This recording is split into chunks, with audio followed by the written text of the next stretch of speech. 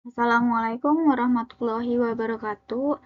Saya Anissa Kurnia Agustiani dengan NIM 010652470001 dari Prodi Ahli Jenjang Gizi 2024. Di sini saya akan menjelaskan artikel nomor 1 tentang Islam, Sains, dan Muslim oleh Nasr dan Iqbal. Biografi Nasr. Syed Hussein Nasr adalah seorang intelektual dan filsuf Islam yang lahir pada 7 April 1933 di Teheran, Iran. Ia dikenal sebagai guru besar di George Washington University dan berkontribusi dalam mengintegrasikan pemikiran Islam dengan ilmu pengetahuan modern. Nasr menempuh pendidikan di MIT dan Harvard, meraih gelar dalam fisika dan filsafat. Karya-karyanya meliputi Knowledge and the Sacred dan The Heart of Islam dan lain-lain.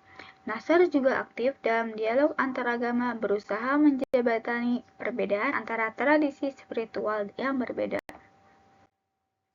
Biografi Iqbal.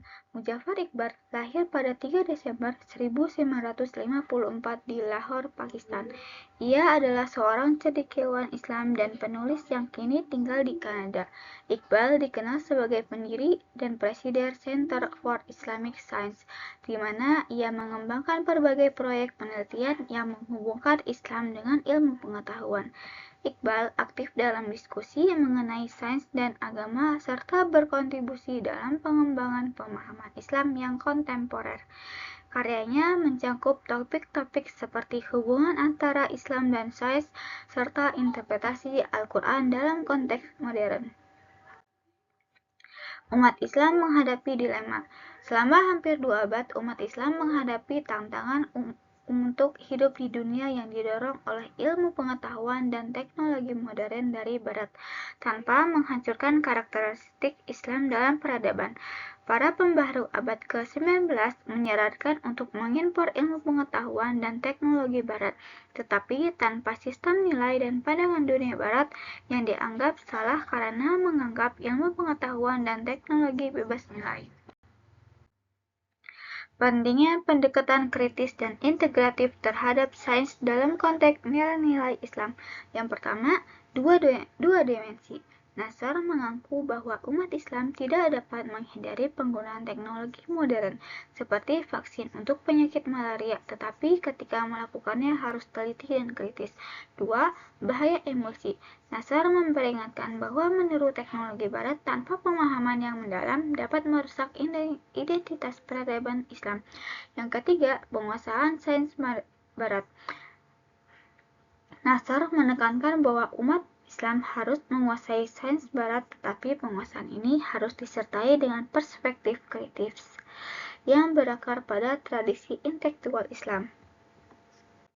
Yang keempat, kriteria independen. Penting bagi dunia muslim untuk mengembangkan kriteria independen dalam menerima atau menolak inovasi ilmiah, sehingga tidak terjebak dalam kesalahan yang sama yang dihadapi oleh masyarakat barat.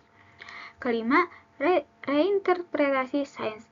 Nasr menyuruhkan perlunya proses untuk memahami dasar-dasar sains modern secara mendalam, serta memahami perbedaan mendasar antara filosofi sains modern dan pemikiran Islam yang lebih tradisional. Keenam, sains yang sakral.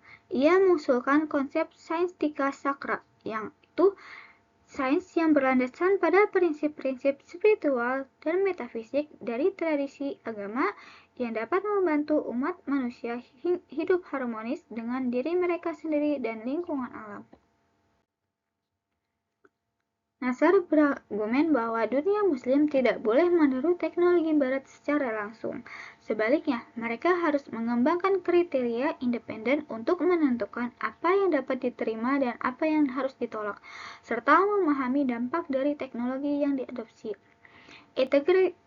Integrasi dengan tradisi Islam penting untuk mengintegrasikan sains barat dengan tradisi intelektual Islam. Nasr menekankan bahwa penguasaan ilmu pengetahuan modern harus dilakukan dengan mempertimbangkan nilai-nilai Islam. Selanjutnya yaitu pendidikan di dunia muslim. 1. Perkuatan madrasah. Dunia muslim harus fokus pada penguatan institusi pendidikan tradisional atau madrasah. daripada meniru sistem pendidikan barat yang telah dilakukan selama 2 abad. 2. Kurikulum yang luas. Banyak madrasah yang telah menyempitkan visi mereka dengan menghapus pengajaran filsafat, logika, matematika, dan astronomi. Penting untuk membangun kembali kurikulum yang lebih luas dan komprehensif. Yang ketiga, tantangan pendidikan. Tidak ada negara muslim yang sepenuhnya berhasil mengintegrasikan sistem pendidikan tradisional dan modern, sehingga perlu adanya upaya untuk menciptakan sistem pendidikan yang lebih holistik dan berakar pada nilai-nilai Islam. Keempat, kebangkitan sistem madrasah. Kebangkitan sistem madrasah yang sejati dan otentik harus dilakukan dari dalam, tanpa eksklusivitas politik, dan harus menggabungkan ilmu pengetahuan dengan etika dan nilai spiritual. Kelima, pengalaman pendidikan tradisional. Pengalaman pendidikan tradisional yang menyeluruh perlu diperkuat di seluruh dunia muslim, dengan penekanan pada transmisi aspek intelektual dan spiritual Islam. Keenam, integritas pendidikan tradisional dan modern. Peradaban Islam belum berhasil mengintegrasikan kualitas positif dari sistem madrasah ke dalam universitas modern. Tugas besar bagi dunia muslim adalah mengatasi dikotomi antara sistem pendidikan tradisional dan modern secara bertahap. Tantangan menguasai teknologi.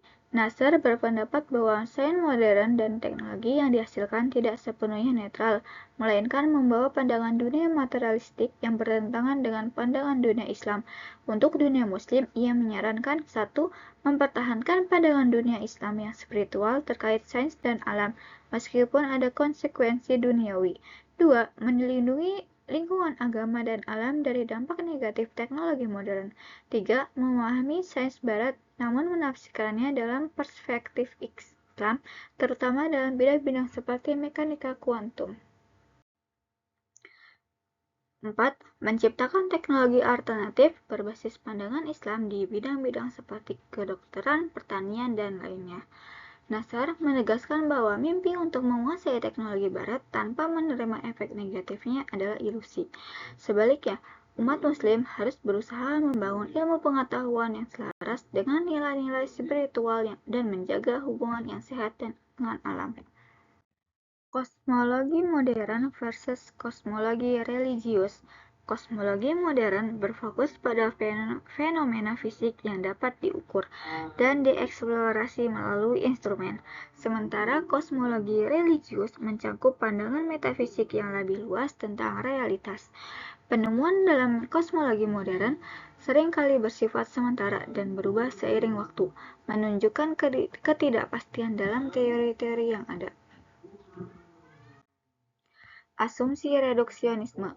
Kosmologi modern mengasumsikan bahwa hukum fisika yang berlaku di bumi juga berlaku di seluruh alam semesta, yang merupakan asumsi besar dan tidak dapat dibuktikan secara ilmiah.